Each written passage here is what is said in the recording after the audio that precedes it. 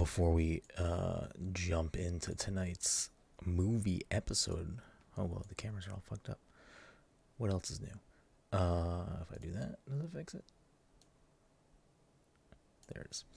Sorry. Before we jump into tonight's movie episode,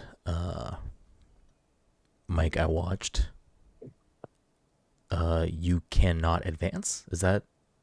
I don't remember what the names. They all have something in parentheses not. So like I don't remember what any of them are. I'm pretty sure the second one is You Cannot Advance. I think the first one is You Are Not Alone. Okay, I think then I think the third one's You Cannot Redo. Yes, something like that. And then the fourth one for some reason is Thrice Upon a Time. Oh yeah, so there was four. Yeah, okay. I was confused. So because all right, whatever night that was. What night was that? Like it was this week or Wednesday or something? I don't know. Regardless, I watched the first rebuild with a bunch of friends of the show in the Discord call, and then are you gonna say Evangelion at any point, or you were just gonna? Oh yeah, I guess I should say Evangelion. And after watching the first one, I was like, all right, like that was something, but now I need the meat. Like, give me, I need to see where things are going. And we then watched the second rebuild, which I also did not know there were 4 movies, because I just assumed that the third movie was called Thrice Upon a Time, not the fourth movie. The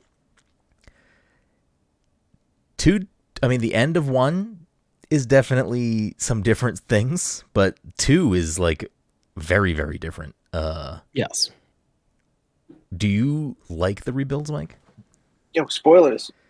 No spoilers here. Sorry, Todd. Spoilers right here, man. I watched those movies. They were fine. Yeah, I liked them. Good enough. I feel like I did not like the last one, but I feel like you would like the last one. Oh, interesting. Okay. Do you? Because we watched it with the group, and I feel like a lot of the people.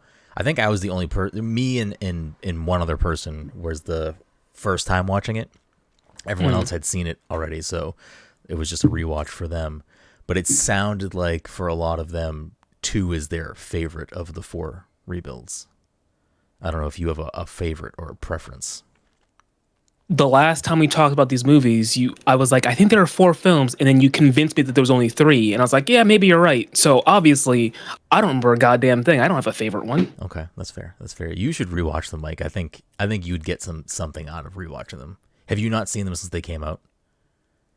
Probably. I mean, I feel like I might have rewatched at least one of them once for some reason. It might have just been playing someplace, and I sat down for it.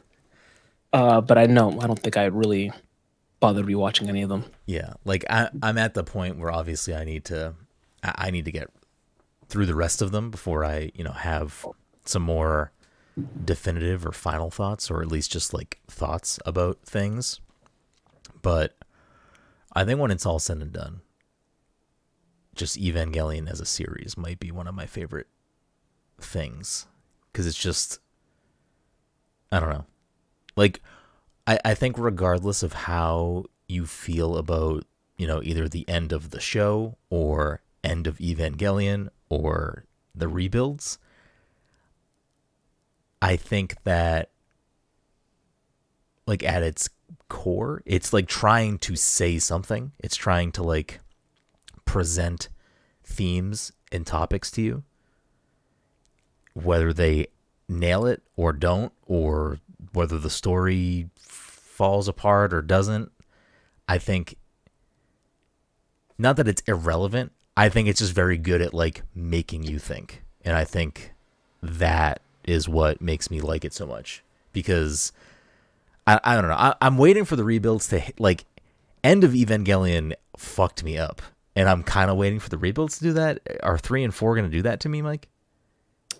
I remember, like I said, I had said to you before, the first movie was more or less the first few episodes with a very minor difference in the way some of the things were presented.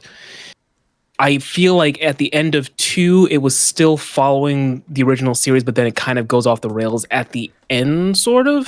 Kind of. I forget where. There's definitely a lot of different stuff. I mean, I feel like Asuka's also like kind of more prominent in certain ways. She also has a different name. Wait, they don't call her Asuka? Her name is Asuka, but in the original series, like it was Asuka Langley Soryu, and in this one, she's a different name. So they definitely, I feel like I remember in watching the original series, they definitely reference that she's German. Yes. She does not get referenced as being German. She's definitely clearly not Japanese because she constantly makes comments about like, you know, you Japanese are so always apologizing or whatever. It's like, okay, Yeah, so I think she's clearly not she's Japanese. still German in this. I just think she's a different. Yeah. I'd have to look it up. It's not super important. How does 2 end? Fucking, I'll just say Moon Boy. I won't say anything else. Okay, Yeah, spoilers, I mean that tells me one thing, but I'm trying to remember where Shinji was. It's Actually, I think I do remember how that one. I think I know how. I think he's stuck. If I remember right, he's either stuck or he gets out and something's. It's not important. It's not super rescues important. somebody. Does that help you? Yeah, a little bit. Okay. Yes. That's how it ends. So that was believe. one of the bigger changes because like they changed that pilot and all that stuff. Yeah. If I'm remembering correctly. Well, wait, that other character, were they even in original? I don't remember them if they were. I'm thinking for a pilot then. All right, forget it. The other Ava pilot? There's like a whole Yeah. different character that shows up. Yes. That person's not in the original series, correct? They're not in the original, Okay. so I think I'm referring to something else then. Okay. I mean, I also don't think Moon Guy is. I'll just say Moon Boy. I won't say anything else. You know what I'm talking about when I say that? I think I do. Because that character is in the original series. They are. I don't know. Are they prominent in the original series? Because now I don't even remember them. The last few episodes. I don't know. I mean, I've jammed a lot of Evangelion into my head in the last 2 weeks, so. Okay, well, I guess we'll just sit down and rewatch those 26 episodes. That's fine. I'm fine with it. I'm not wrong. Nothing wrong with that. But if they only show up at the end, maybe I'll just rewatch the end again to kind of refresh my brain a little bit.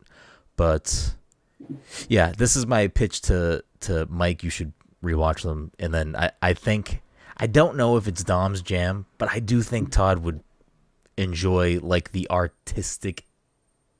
Not the art. I think Todd would enjoy like the attempt at like trying to talk about. So is it like things. is it like the A24 of anime? I mean, Are we trying to say? listen. That's certainly a descriptor. I don't know if it's accurate, but it's certainly a descriptor.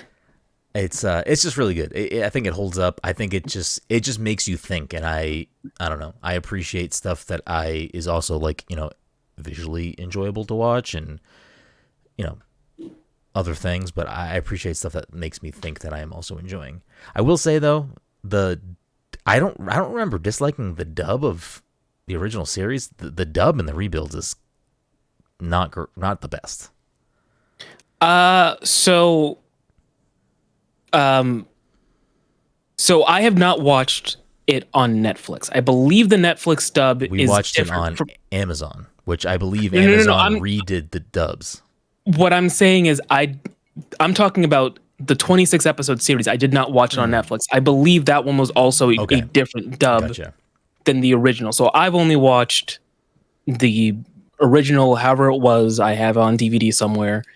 And I watched the rebuilds as they went. So the fourth movie was the one that came exclusively to Amazon, I think. Okay. The other three existed before that. Yeah, the versions I don't know of the rebuilds that are on Amazon, I believe, are all redubbed. And we watched the original dub for End of Ava, which was, you know, again, a mixed bag of like some of these voice actors are ridiculous and shouldn't be voicing these characters. And it wasn't really any of the main cast. It was just like ancillary characters that had a lot of fucking speaking roles because it's just like cutting in between, you know, fights and other nonsense happen. And it's just people, you know, underground that are like, I can't believe the power level's not going to land. And it's just like, it's ridiculous stuff. I will say, I think the anime overall, including the rebuilds, does it well. But End of Eva specifically, the way that thing cuts between scenes is a fucking masterclass. Like, there are so many different like scene and story juxtaposition like between the hard fucking cuts of like something absolutely emotionally devastating happening and then like what it cuts to or vice versa or whatever. It's so fucking good. Like, it is like getting jerked off getting jerked on getting like being on a roller coaster and just like getting jerked to the side is what I'm trying to say. Anyways. That's what you're trying to say? You sure?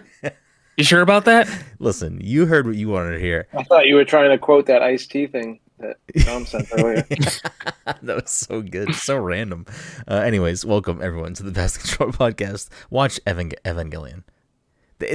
At this point now, like 4 different dub versions. It's the Evas, it's the Evas, it's the fucking Evangelions, the like I've heard it so many different ways now in these things, and it just makes me laugh every time.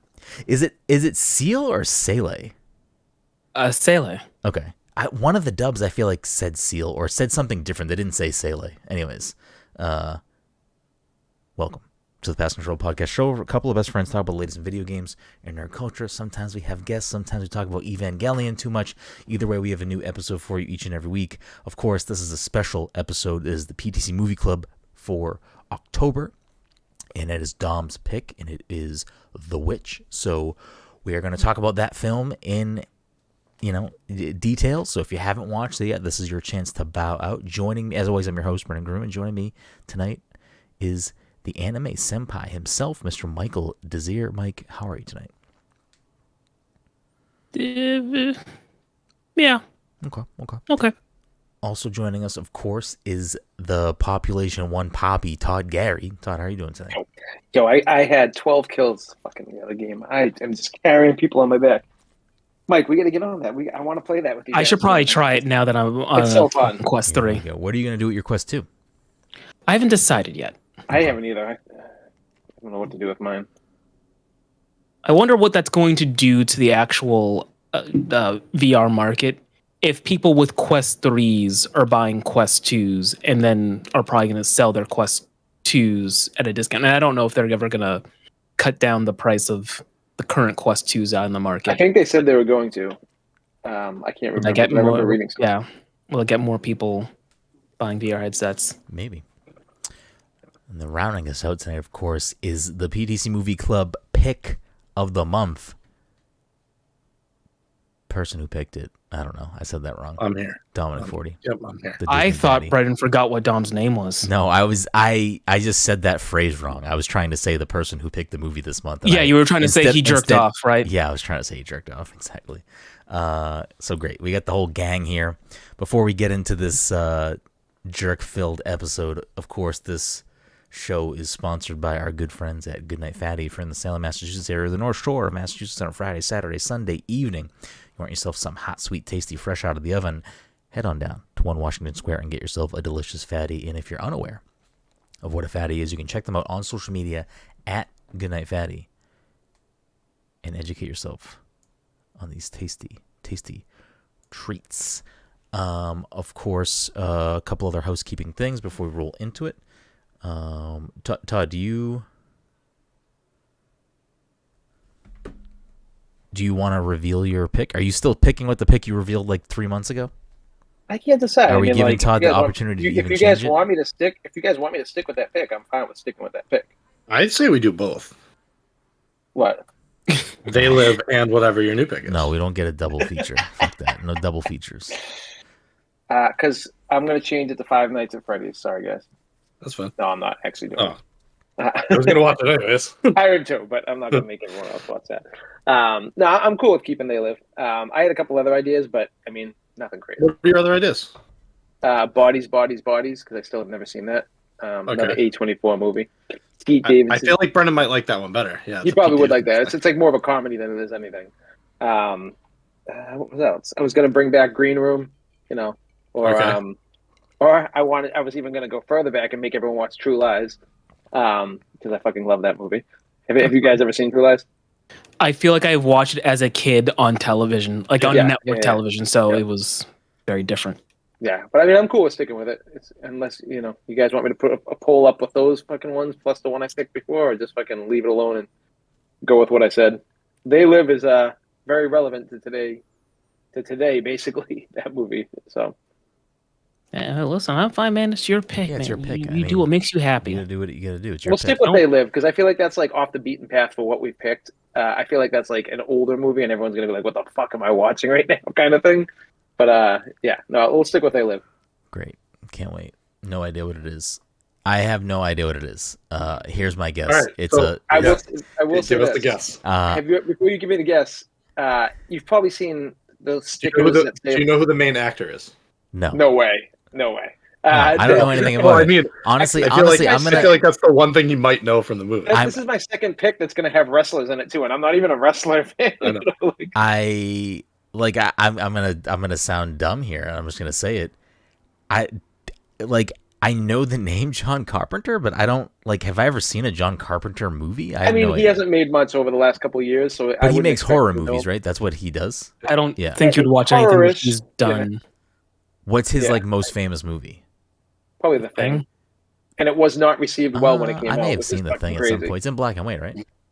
No, it's in Antarctica, so there's a lot of snow, a lot of white. It's like a lot of practical effects rather than like all the other shit. I don't know. I mean, going off the name, and I'm assuming it's a horror movie. I'm just gonna say it's a black and white horror film about zombies because they live. All right, now, if I tell you that the main actor is Roddy Piper, does that change your opinion of the movie? I don't even understand why he would be the main actor of any film, so I'm just very confused now. He was in other movies, I think, too. He should have had a bigger career just based off of this movie back then. Was he in Hell Comes to Frogtown? Was that him? He was in a lot of stuff for a while. I don't think I don't know. Brenden, you might know. Have you ever seen the stickers that say "Obey"? Yeah, because that's basically from this movie. Yep. And there's a very famous line from this movie. The brand Obey is based off of this. I would assume so. That's also what do you call it? One of the original stickers was. Yeah, one of the original. I think that Obey one that you're thinking of is the one that was based off of Andre the Giant one. I could be wrong. I don't know. Bro, I have no fucking idea. I just thought Obey was like a hype brand, like a hype clothing brand or something. No, I don't know. Yeah, I don't. Isn't that what it is? I don't know. I've definitely seen Obey stickers with what Todd is talking about. So I feel like I've seen the one that you're talking about. Isn't Obey like a Supreme type brand? Isn't it like a boutique clothing brand? Maybe not. I don't know. Is it a skater? I mean, I've seen those stickers, with the red background, the white big text in capital letters. Obey brand. Obey clothing. Yeah, I've seen that sticker with the face. That's from this movie. Oh yeah, Obey Clothing is a clothing company founded in 2001 by street artist and illustrator Shepard Fairey, and as an extension to his work in activism, the company appropriates themes and images used in its clothing from John Carpenter film They Live. What? There you go. Okay. Yo, you're gonna have some pop culture references in this movie, and you're gonna be like, "Oh, that's where that came from," kind of thing. Especially one big one. Interesting. Well, there you go. There's a. Oh, I didn't know he did Escape from L.A. John Carpenter. Yeah. Oh. John Carpenter. Yeah. Yep.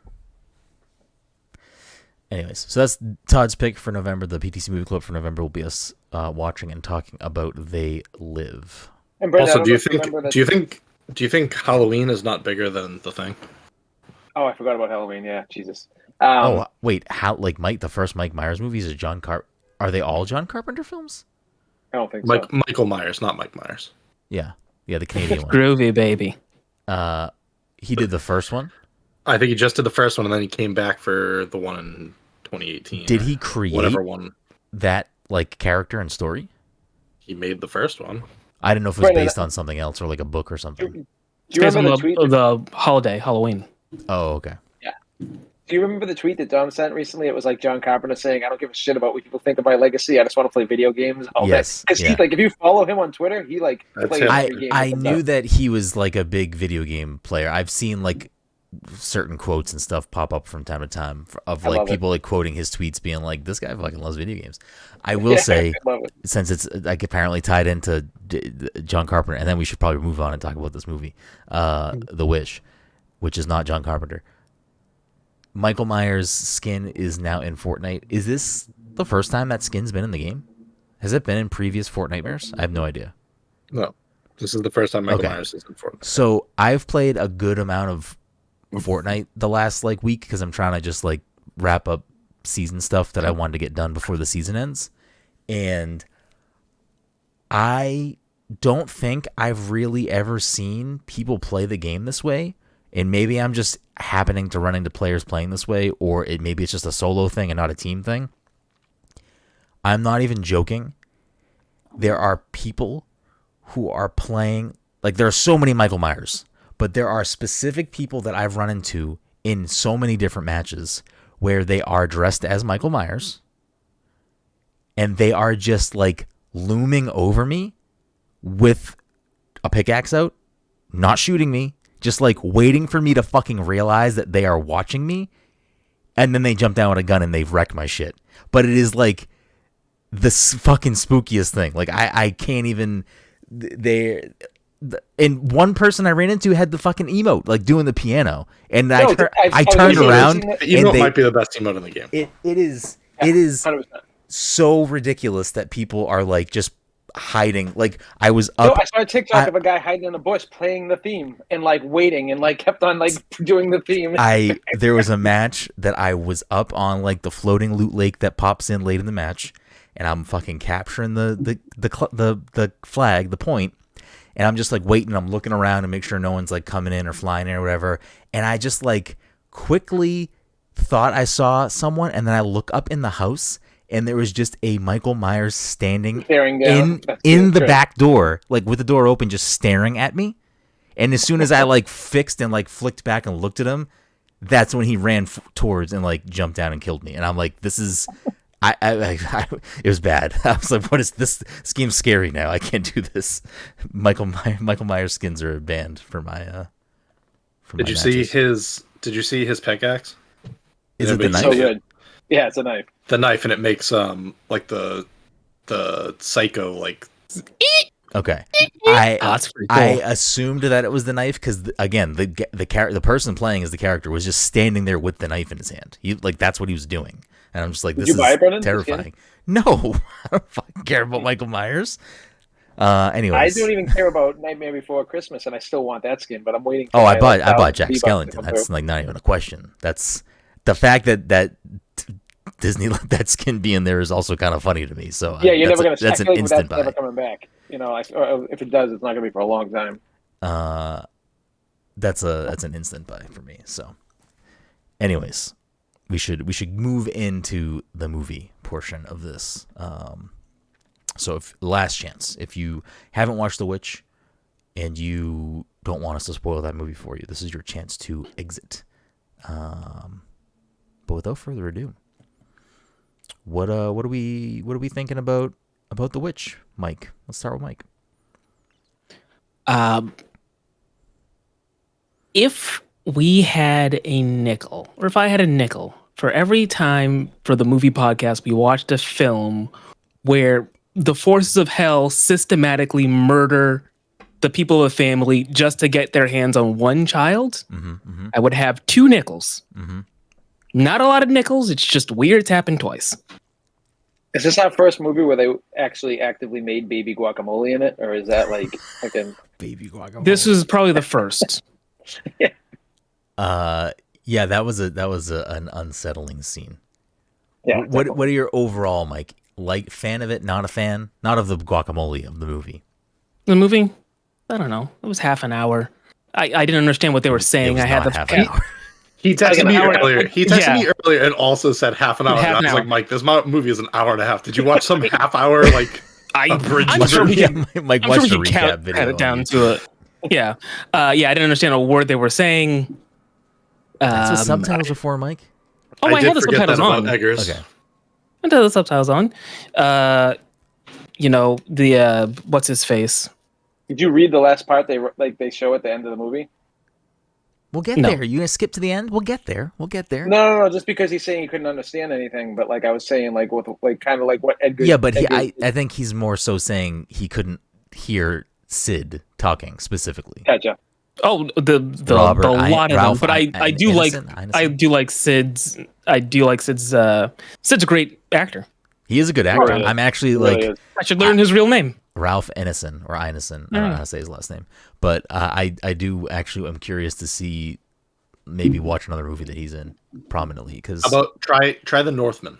Another Robert Eggers fucking banger. Another historical folk. That one is thriller. That one is even harder to understand what they're saying.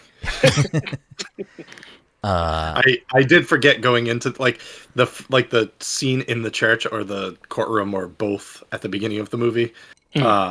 They were all talking and I was like, fuck, I forgot Eggers makes everything historically accurate, so I'm gonna have to listen to Puritan talk for the next 2 hours. So I will say off the bat, I don't know if I would watch a million movies this way, but I like the fact that that's apparently this dude's style is super cool. Trying to make it as he makes feel like folklore. it's from that time. Yeah, I did a lot of reading about, because I was trying to see if The Witch was supposed to be drawn from something specific, which I don't think it's drawn from one specific thing. It's just drawn from things from that time of New England colony. It's got allegories to the Salem stuff.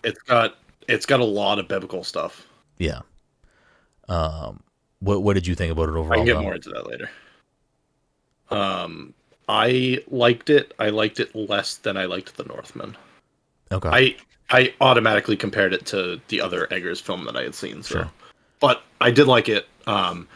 There's a lot of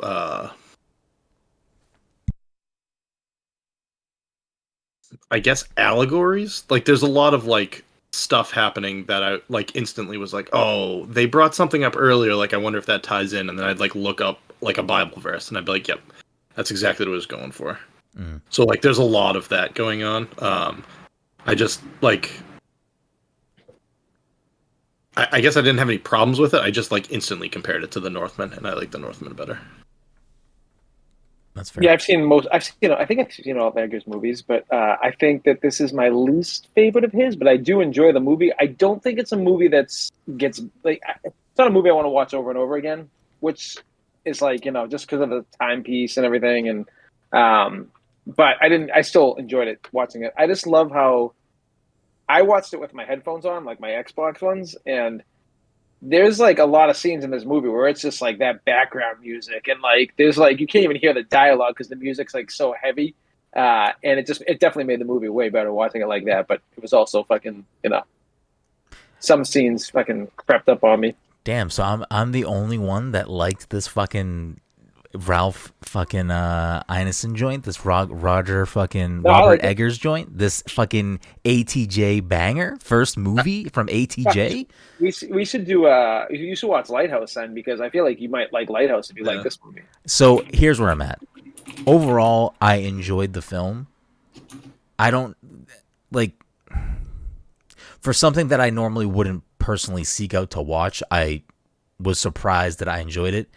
I thankfully I didn't think the movie was scary, but it is. When Todd said last week that you were really not going to like it, when Todd said last week you should have picked this other one, I don't think you're gonna like The Witch. You would have liked this other movie better or something. I assumed that it was going to be more horror. Yeah, it wasn't. Yeah, it was. It was unsettling at points. It was disturbing. The story is horror, but it wasn't The reason I said that is because I feel like this movie is very good at building up the dread. Yeah, I kind of felt like Hereditary is the same way in some regards, but I know Hereditary goes off the rails at the end. But for the sake, I feel like they're kind of similar as a way. This also goes a little off the rails. No, it does. Maybe not Hereditary levels, but yeah. I feel like this one. I would argue that a bunch of witches floating in the air was kind of going off the. off the rails. I mean, even like, before that, Bruce, like more on the with the gruesome mom and the cat. Like we're getting way ahead of ourselves, but like the whole end segment of the movie is like when it was everything. building up to that. Yeah, it was building up to that, and I will say that like I think the movie does a really good job of like kind of trailing that out. Like you at least for me watching it for the first time and whatever. There were definitely points where I was like, oh, maybe someone in the family is a witch, or is this witch that they're like it. There was definitely a point where I was like, I don't actually know if one of these people is actually, whatever. Come to find out, no, but they definitely like kind of string that along, and then obviously like you kind of get thrown into it a little bit the way that like Ralph Ineson's character is, where he's like he basically thinks all of his kids are at that point, where it's like he locks the three of them in the fucking thing. Like that's the witch trials. I know, and I did appreciate that like it basically boiled down that like witch hysteria into like the confines of this secluded family that was exiled. Had you heard anything about Black Phillip going into this movie? About specifically for this movie? Just Black Phillip in general. Yes. But not like I didn't know about that for this film, but okay. So like when they started saying Black Phillip, I was like, oh, okay. Yeah. Oh, see, I never heard that before when I saw this movie. Yeah, but I mean, but you saw this movie previously. Yeah, this time. I'm saying the first time I saw it though. Yeah. Like I've had years coming into this movie, so like I already knew. Like when I heard Black Phillip, I was like, oh, okay. Yeah. I mean, well, we're getting way ahead of ourselves, so let's pull back for a second. I love that scene though. By the way, it's like which last scene? The dialogue between her and Black Phillip at the end. Yeah, it's fucking great because I love that they didn't show it. I just loved how it was handled, and like they could like I didn't know like I don't know like I feel like they could have fucked that scene up, but I think it was just handled very well, and the voice was perfect for it. Like pretty much everything around that. Yeah, it was pretty good. So as we do with all these movie episodes, we of course take a look at a Rotten Tomato score. Mike, or whose pick was it? Todd? Nope. Mine. Oh, Dom's. Sorry. Dom. You would have got there eventually. Since your pick, what do you think this did tomato meter, and what do you think it did audience? I think that it critically did better than the audience, probably. This is the standard A24 horror where like it's critically acclaimed and like the audience is so like on the fence. I'm gonna go like 90-75. Okay. I was gonna say 92. God damn it. Todd, what about you? I'm gonna go 91, and I'm gonna say 68. Mike, where you at? I feel like I could go lower on the user side. Todd said 91. Dom, you said 90. 92. I said 90. Okay. You can guess the same numbers, Mike. Like no, it wasn't even that I thought I was going to do the same number. I just that I thought he said 92 and Todd said 91. And in my head, I was already thinking 90. I'm like, I don't want to be just going straight down. I'm sorry. Let me say critic.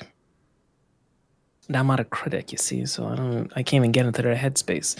But we'll say 90, and then for audience 70.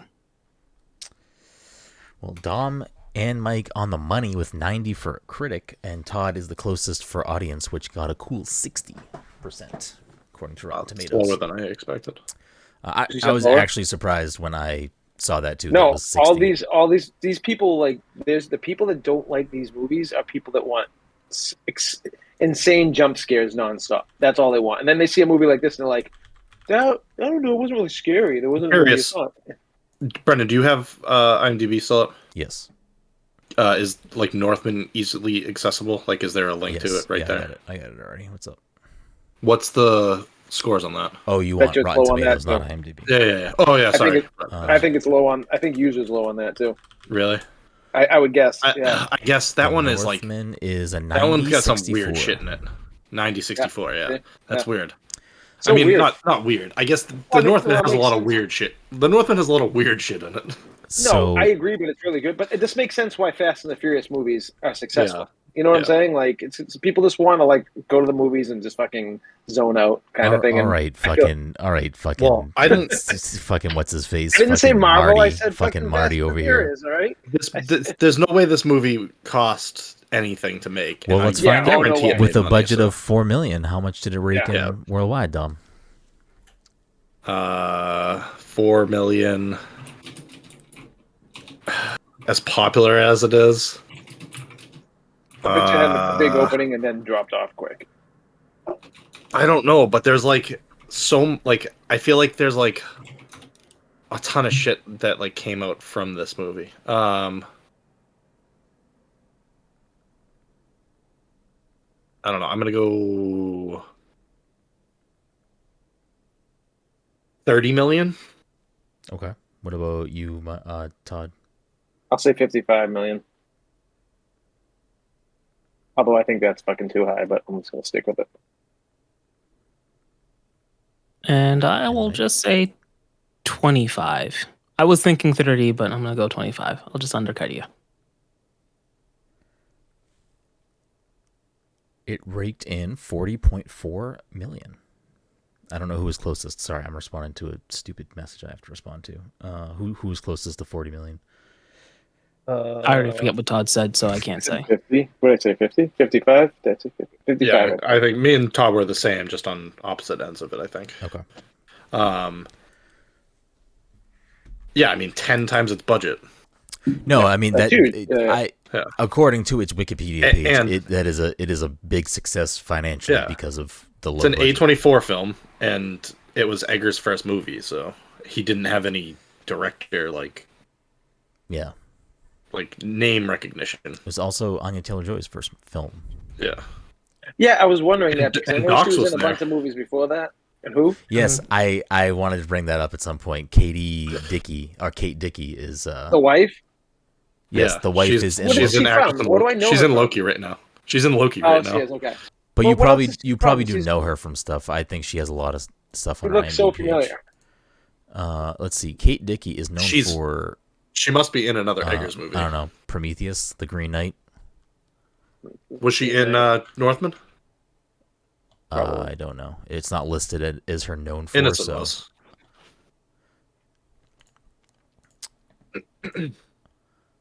okay, so yeah. I mean, it is a very I don't want to say straightforward movie. Plot wise, I guess after you've seen it, it's not like a straightforward plot, but it's doing a thing. But I think the way that it tells that story and does that thing is interesting, and for first time viewing is not necessarily I don't know if I'd say I was on my toes the whole time watching it, but I definitely didn't know what to fully expect as the movie rolled. It starts off, they get Probably thrown thought out it of was going to the be like a slasher thing in some points, and then it never really becomes that. Yeah. It's good, I think. yeah, it starts off with them getting thrown out of the village that they're in, and then they're secluded. There's just the family, outside the woods. Did they ever make it clear what they're getting thrown out of the colony for, or the Yeah, town? so I restarted the movie after I had watched the movie because I was like, what did they actually get thrown out of the village for? So he essentially says that they're not following the God, yeah, Bible correctly. Yeah, yeah. Well, I kind of took a lot of And this they movie say like stop talking so much, like we're here to judge you, and he says no one can judge me except God. I At feel that like point, it's obvious. I'm leaving. I don't care what you guys say, anyways. Yeah. I feel like it followed maybe I'm wrong, but the deadly sins, because the father with pride, I feel like it kind of and then the only person who didn't sin is the poor girl who you think is going to be the problem the whole time, and then she's just I want to sin, and then that's how it ends. It's So She wants to live deliciously, Todd. Get it correct. yes. Sorry. Couple things. Early in the movie, when the baby gets taken, the wife looks at the husband and says, oh great, like I've married Job. I've become Job's wife, I think is Yeah. what she says. Yeah. The story of Job is that the God and the devil are like talking, and the devil's like, I bet if you took everything away from Job, like he's so like he is like your like greatest like follower. Like if you took everything away from him, I bet he'd be he'd come straight to me. So this is like the story of Job. Like Yeah, that makes sense. the devil's going after Innocent's family, like trying to take everything away from him, and Innocent like won't give up on God. Yeah. I do like the jump cut to that scene where Thomason, Anya Taylor-Joy, is watching Sam, and like again, so far the movie, like again, like it has a very specific cinematography style. It's being presented in a very bleak, dreary way. So like I'm expecting and I'm waiting for like, all right, when is this gonna start getting scary, or when is something gonna drastic happen? And like it goes from black screen to cut to her just like saying boo, which is just like there's no jump scares in this movie, I didn't think, and it's just like a funny like I feel like the closest just, thing to jump scare was when he gets impaled by fucking the goat. kind of, yeah. It didn't catch me off guard like that. Like I don't think anything was supposed to be a jump scare, but that was kind of just funny because it was like, I don't know. I like, it was just a funny little poke, I feel like, of like, this is kind of a horror, it's a horror movie, but not that. It was like building movie. up anticipation to a jump scare, and then it was just like her playing peekaboo. Yeah. Yes, yeah.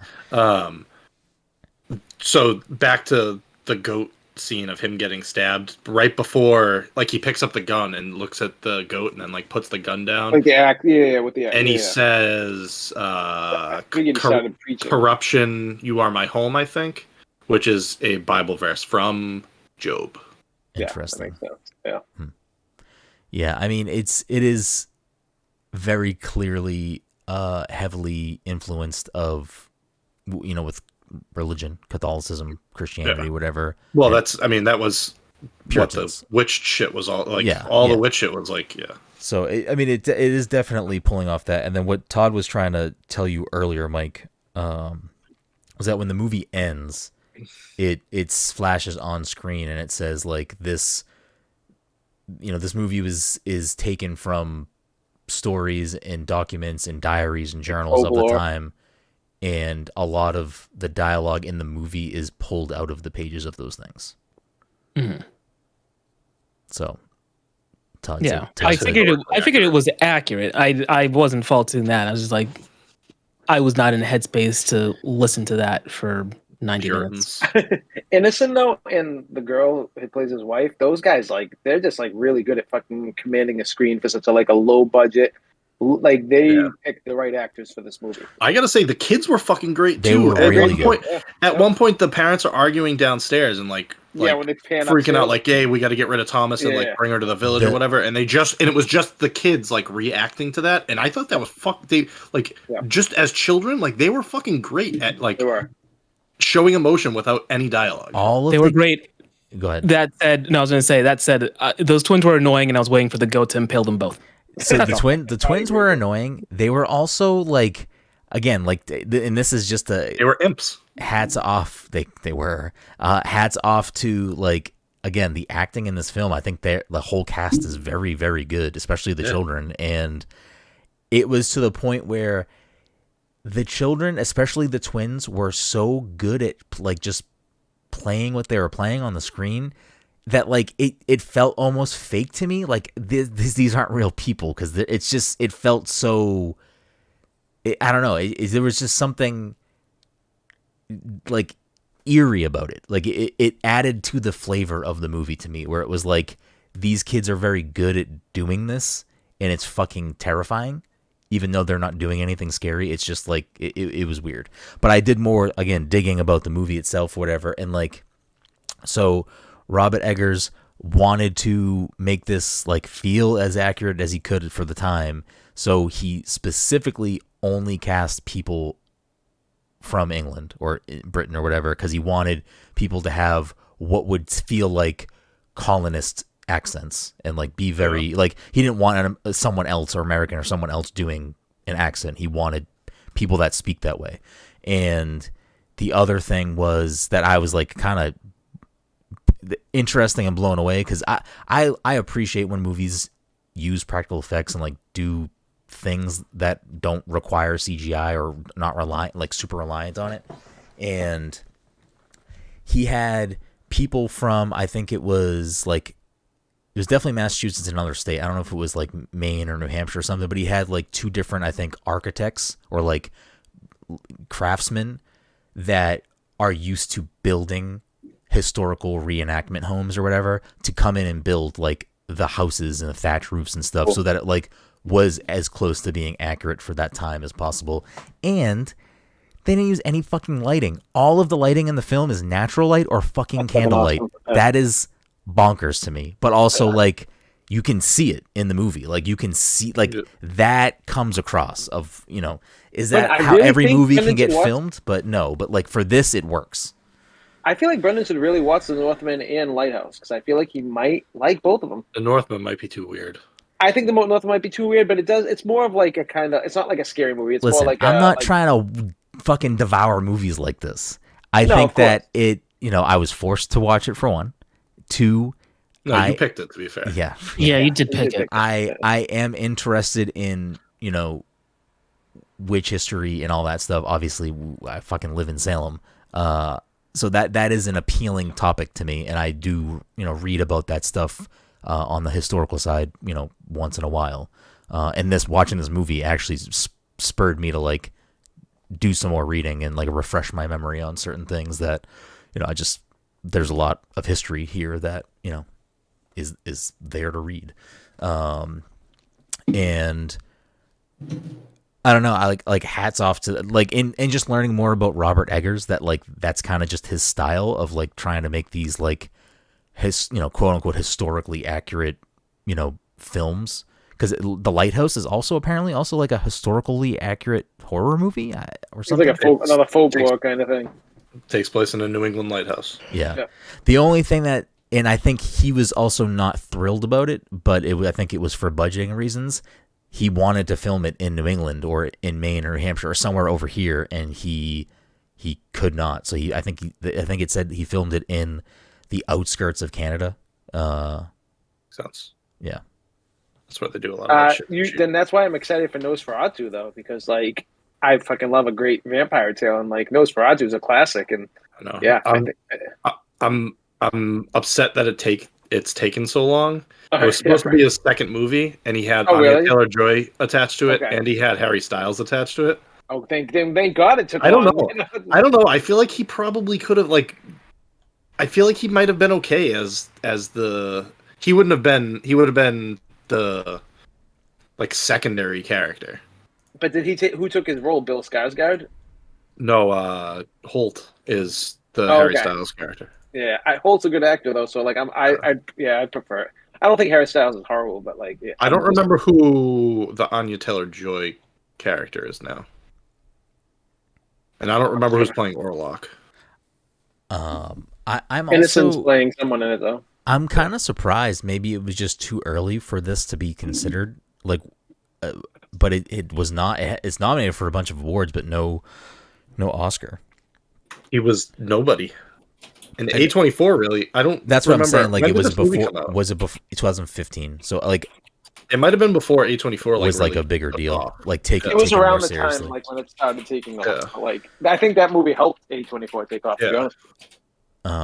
Because I feel like if this came out as him being a more established director, or if Anya Taylor-Joy was who she is now, or if A24 had the cachet it has now, I feel like it probably would have been nominated for some stuff. This is his first movie. Yeah, like just that alone, like this is a fucking great movie, and it's the dude's like freshman movie. Like yeah. But like also the brother, I forget what the kid's name is in the movie. Caleb. He's great. He like fantastic. Like he's just good at the serious moments. He's good when they're hunting in the woods, like asking questions. He's done nothing since this, really. And like when he is, whatever, sick and laying down when he's in the dying scene, like all of his like everything he's doing, his body movements, his like monologue, it's it's impressive for a young actor, in my opinion. Like that's like really impressive young person acting. I don't know, but again, like since I've watched it, not a scary movie in like the classical sense, but it is disturbing, and I have it wants to get under your skin. I have things stuck in my head from it, and I'm like worried how long they're gonna stay stuck in my head. That apple scene is stuck in my brain. Yeah. When he coughs up the apple, I'm like, oh, it's honestly. I was literally just thinking about that because of his so the apple scene is like his whole fear was that he was unbaptized, so that he would go to hell. Yeah, and so he coughs up the apple, which is the sign of original sin. Yeah. And also, like, one of the things that he lies about to his mom is we went to the valley to look for apples for you. Apples, yeah. And we didn't even talk Apples, about bitch. how the incestual overtones throughout this movie between him. That poor kid was just a little too horny. That was his big. That was his thing. That's He was just like, That's what they wanted her out of there. They knew. At one point, halfway through the movie, I was like, "Wait, is Anya Taylor-Joy part of this family or not? Like, is she just like a nursemaid? Like, what is going on?" Because everybody was like, "Fuck this bitch," and then the brother's like, "Oh, check this girl's cleavage out." I was like, "Wait a second. Is she family or is she not?" I don't know. It's just because the father fucked everything up, man. His pride got the best of him, and they fucking got fucked over. It's basically what it comes down to. Yeah, I mean, there's that whole element of it, but it's also just like I don't know. Like, there are things about history that, you know, even just witches aside, but obviously for this sake, witches too. It's just like the way that people used to govern their life, and people still do. I mean, look what people do. Look how, you know, specifically like things like religion still today for people who are like so governed personally by that. And their life is, you know, in my opinion, clouded by it. But that's like all it was back then was, you know, there was, you know, a ruling authority that was usually tied to the church or whatever religion was in your country or whatever. And it's just like,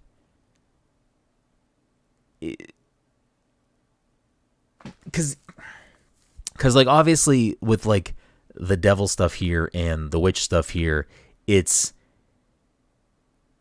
seen as the bad thing, but also, I don't know, the opening scene where they're throwing them out because they deem he's not following the rules, but his response is, "You cannot judge me, only God can judge me," or whatever. It's just, I don't know, it's like all kind of hypocritical to an extent.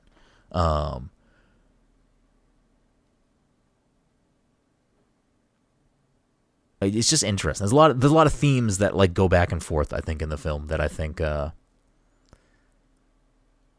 it's worth investigating a little further. I think there's a lot of stuff going on that we haven't touched on. It's definitely like one of those movies, though, that you're just like, nothing good is going to come of this. Same with Hereditary. You know, like the whole time you're like, nothing positive will happen in this movie. Just sit back and wait. You know, it's like, yeah, you're not going to get any kind of like happy ending kind of thing, or, you know, it's just going to be bad. Yeah.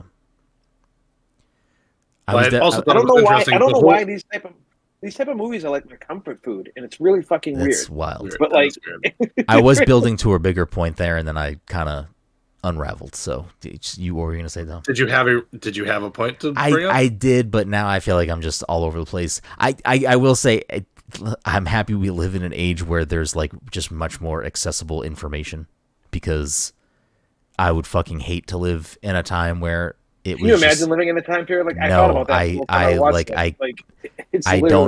I don't understand. I mean, we live in such a readily accessible information time now, and information still gets gatekept. I think we've gone too far.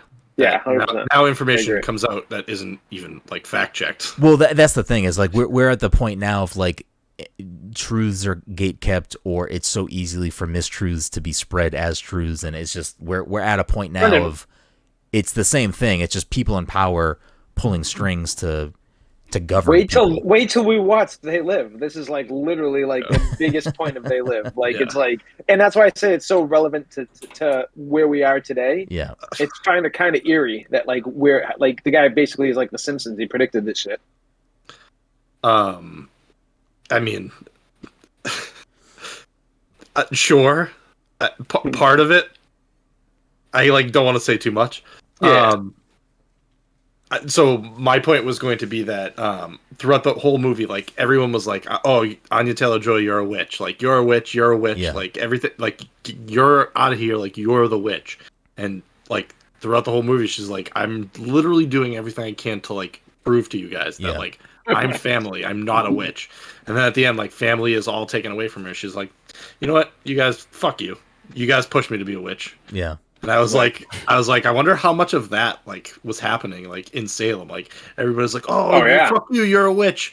You know what? Maybe I will be a witch. Fuck you guys. Well, I mean, I think that's what a lot of it, that's what's a lot of it. Because I remember watching like a lot of like videos on that stuff back in the day, and they were just like, and they embraced it because they felt so outcasted from everyone else. They were just like, fuck well, it. you're telling me I'm a witch. Like I might as well be. Yeah. Well, I don't know if they thought they were going to burn him at the stake, but like, well, a lot of the stuff that was getting thrown around at that time, like accusation wise, was like, you know, I don't like this person for whatever reason, so now I'm. But it was political. Yeah, it was a lot of politically driven stuff, or you know, I wanted to sleep with my neighbor's wife and she said no. Oh, she's a fucking witch. You know what I mean? Like shit like that. Or I slept with her and now she's going to say something. Exactly. Yeah. So it was a lot of stuff like that. And then I was reading some other thing because like there's, you know, accounts of, you know, people being possessed or having like fits of whatever. And that's why people were like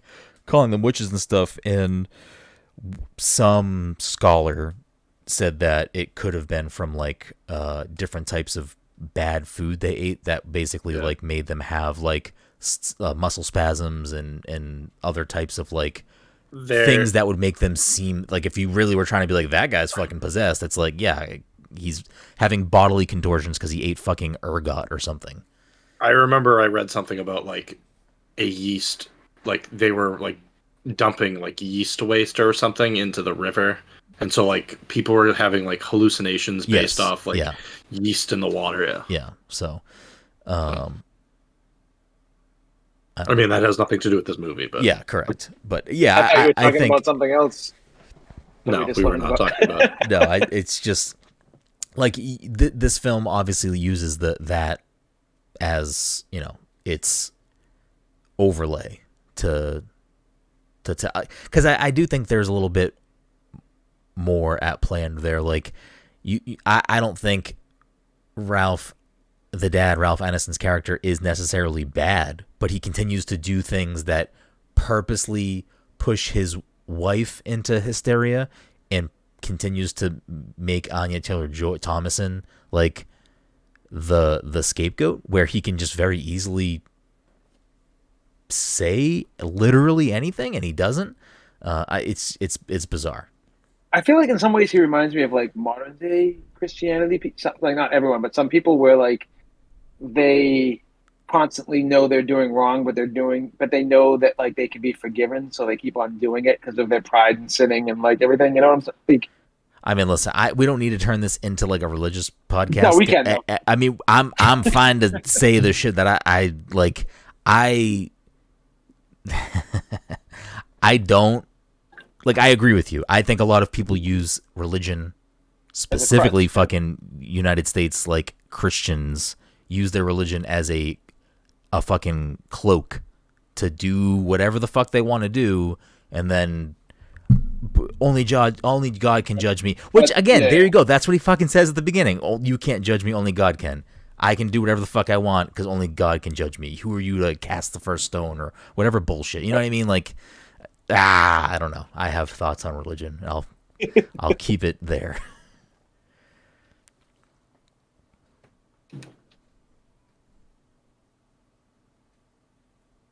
All right. Damn it! I was on a break. Time for me to hit the old dusty trail. Mike, final thoughts on The Witch, or stylized as the Vitch. the witch. That's how they said it back then. The witch. Yeah, my favorite part was at the very end when she said, "Fuck it, it's witching time," and then she started witching all over the place. Right? That was. And that you walked through the woods naked. Walked in the woods naked. Yeah, I don't know. It was. I'm never gonna watch it again. I probably won't think about it again. But it was, in fact, a movie. Yeah, there you go. Todd gets it. Yeah, I don't think I'd watch it again, but I don't think this is a shot at the movie. I just don't think the replayability of this movie is there. But like, that's not a bad thing. It's just a really good first watch, and yeah, I mean, it's once you know what's going on, it's kind of like you've seen it all, kind of thing. You know? I think if like these types of movie are your thing, I think it's a great like October movie to rewatch. Like I think it's like it it gets that, even though it's not filmed here, I think it does a good job of feeling like a New England colony town. Like it feels like that. I will say this about the movie too, and I don't know if you guys remember the trailer, but I very much remember the trailer. This trailer portrayed Anna Taylor-Joy as the witch the entire fucking time. Like, go back and watch the trailer. That's like, good marketing. It just makes her seem like she is the problem. It's basically what the movie does, but like, it convinces you that like she's the fucking going to be the problem at the end of the movie. Well, again, though, I also do think that like there's definitely a lot to dissect there. And maybe it's supposed to just be that way on purpose to make you think and spark conversation. But like, I mean, Dom said it at points in the film. He felt like she wasn't a part of the family. Like maybe the whole time she was, I read a theory on that from there was like one point from when they moved that like she had planned this whole witch thing. I was reading something online on Reddit and I was like, oh, okay, I guess that makes sense. And people were agreeing and everything, but like I'd have to like, if you just Google like the ending of The Witch on Reddit, you'll probably find it like right away. But there's a lot of like thoughts on it. Where did they get Black Phillip? He's there from the beginning of the film. I don't know if they ever say where he comes from. Yeah, like for a very puritanical family, they kept around a stereotypically like devilish looking goat. Bastard child, yeah. And what's interesting too is the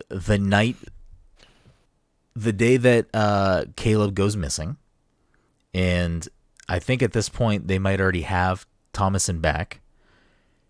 Ralph Ineson's character says, "I'm gonna tomorrow," because he's like gonna go look for him, and then is that when she punches him in the face that night? I think that's the same night. And then it's raining and he doesn't go, and he's like, "Tomorrow I'm going to do this and this, and I'm gonna sell the goat because the goat's gonna get us, a good amount of money or whatever." And then the next day is when everything fucking like, I don't know. Like, is that like Black Phillip being like, all right, time to step in because I need to be whatever. I don't know. You were gonna say something dumb. No, I was just wondering. We never like learned where the fucking goat came from. Yeah. Like, did they bring it with them from the fucking village? I'm assuming did they buy it?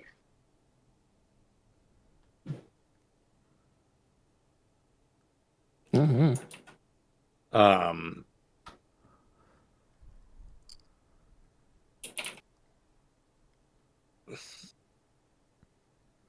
Fuck, now you're making me want to watch The Lighthouse again. Because, I mean, I know most of you guys don't care, but John, you should definitely watch it. Yeah, I know. It's basically two actors going toe to toe. Two like top tier actors. And they're great actors, I know. Yeah, that's like just fucking so good. And it's got like the Eggers style and everything, but it's like you can tell they have more of a budget for this movie, even though they don't really need it.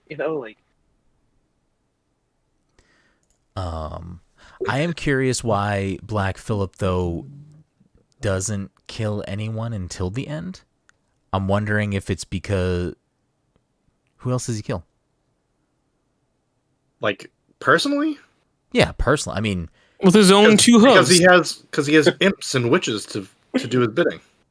Oh, so you do think that the twins were already possessed by him? They had to have been because they're singing songs and he speaks to them. Yeah, he would.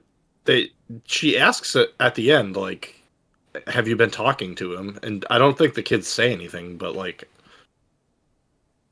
that was enough for me to be like, "Oh, the fucking goat's been talking to the kids."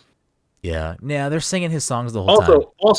Also, the girl runs up to him, runs up to them at the river there, and says, like, "I'm the witch of the woods." Yeah. Yep. When did she see a witch? Yeah. Right. Exactly. Those kids were fucked from the So beginning. my thought is like the goat's just like, yeah, you need to do this so that I can have my like chick come out. And like, oh, you got to do this and make sure that this person ends up here. Interesting. Yeah, so he's pulling the fucking strings from behind the whole time. I think there's a portion of this film that also has to do with baptized versus unbaptized. I just couldn't get all the way there because the baby was the first to go. Caleb was the second to go, and his whole thing was like, I'm scared that I'm going to go to hell because I'm unbaptized. The twins were younger than Caleb, so they're clearly unbaptized. Yeah, I think there was like a portion of like the goat could pull the strings on the unbaptized kids. I think it's partially why were they? that. Did they explain why he was unbaptized? They threw them out of the town. They threw it, yeah. So, but like, wouldn't you get baptized when you're like younger? The father at some point mentions like they can't be baptized in that church. Oh, I think okay. it's because of the problems no, they had with their church. Yeah.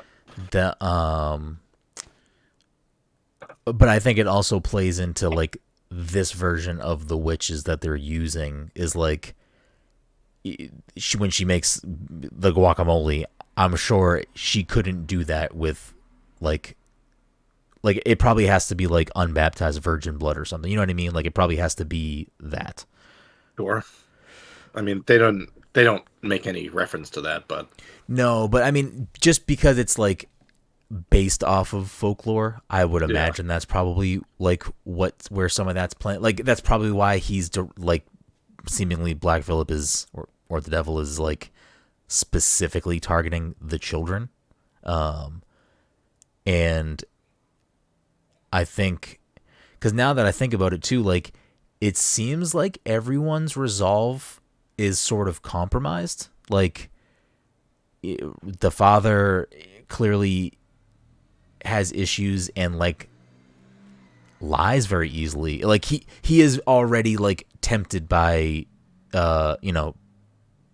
darkness. I feel like they all have that. Obviously the twins are already seemingly possessed by fucking the goat. Or not necessarily possessed, but like under his influence. Yeah. And then it's seemingly the only two that are not, or maybe no, because again, the brother Caleb is giving into lustful thoughts about his sister. Yeah. Thomason is seemingly the only person in the family who is like actually pure and actually not tempted by darkness in any way. So that might be like why Black Phillip is like, oh, that's my prize. That's who I like. That's what I want. No, I think that makes sense. Yeah, I think that's because they make you think like she's the problem and she's the only one who's not a sinner. You know, and she has to like fucking beg. I'm trying to see like I'm trying to think what the mother's like darkness would be. I read this. Being a bitch. Yeah, right. There's probably something more overt than that. Yeah. Like there's probably something. I mean, I feel like there's probably some portion of like I feel like there's probably some portion of like not looking down upon her family, but like is loathing a 7 deadly sin? No. Or like self-hatred or something? Gluttony? Envious of her? I don't fucking know. I'm not going to do this. Brenden just knows gluttony off the bat. Todd, change your pick. Listen, I've read fucking I've read Dante's Inferno. Oh yeah, for real. Oh man, I've read Dante's Inferno and I've read parts of John Milton's fucking book. Paradise Lost. Paradise Lost. Yeah. Bring back that fucking Dante's Inferno game because it was so fucking good. We got pride, lust, gluttony, envy, wrath. I remember that game. It was so good. Wrath. There you go. That's probably her because the father is pride for sure. The brother is lust. Lust. Yep. Twins suck. What are the twins? Yeah, what are the twins? That's what I'm like. Oh, what are they again, Mike? Pride, gluttony, Probably wrath. gluttony, sloth, envy, wrath. I definitely skipped something. Pride. I also would envy, have to gluttony. look again, but at one point, Anya Taylor-Joy is doing her confessions, and she may be Greed. confessing. I forgot about greed. Greed. She may be confessing to like almost all of the 7 deadly sins too, but like at an attempt to like come clean. Yo, that scene with so the there crow, are there too, are it's some like- differences between like That was a fucked up one. Yeah, that's like etched into my fucking brain at She's this just point. like rocking, like laughing. Yeah. Oh god. Yeah. And it looks so good for like a $4 million movie. You know. I Like, know. I guess the mother could also fall into sloth, just because it seems like after Sam is taken, it is like sort of. Yeah, no, but it should be before that. So then it. I mean, it must be just be wrath then, because it does seem like she does not like her family at all for whatever Or- reason. Oh, I'm actually reading no, the one right she now, doesn't like or- them because they live out there. Or So is it envy over Thomason? It could be that too. So I wonder if all 7 are wrapped up into the family somehow. She like keeps trying to get rid of her. You know well, what I mean? I'm Like, reading something right now too that's kind of makes sense. It says that like the devil character pretty much sums it up. He offered her things she can't get by living the Puritan life. He tempted Caleb through lust, not directly. You know, he tempted Catherine with the idea of seeing her baby again. The father couldn't be tempted, so he just killed him instead because he was a lost cause. And then Thomason started as a really good girl, but everyone treated her like she wasn't. So, kind of fucking all led to that way. I'm curious if the twins, just whole thing is they were young and impressionable and like the goat can talk to us. Let's fucking woo-hoo-hoo. I mean, maybe We'll yeah. do whatever the goat says. It's our secret. You know what I mean? Some secret. They've been talking about it nonstop. that's fucking. And nobody stopped to be like, "Hey, who the fuck is Black Phillip? Where are these songs coming from?" Right. Yeah. Really, the mother's sin? Bad parenting. Yeah. Final thoughts. Anything anyone else wants to say about the witch? She did redeem herself though, Mike. Just Who, more the mother? movies like By this. breastfeeding Yeah. the raven? No, she Yeah, stood up to Ravona. Oh, yeah, I suppose that's true. Just give me more movies like this. That's my final impression. Like, you know, this like original shit like this, and I'll be happy. Bro, original.